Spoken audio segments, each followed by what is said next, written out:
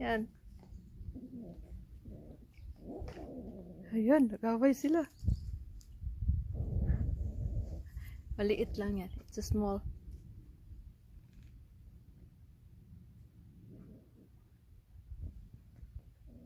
Look at them, guys. I give them already the food.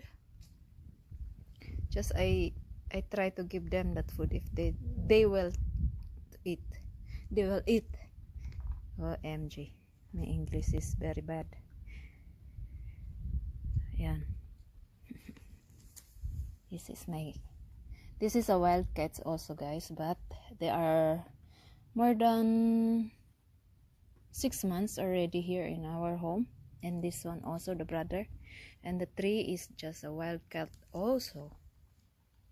Oh.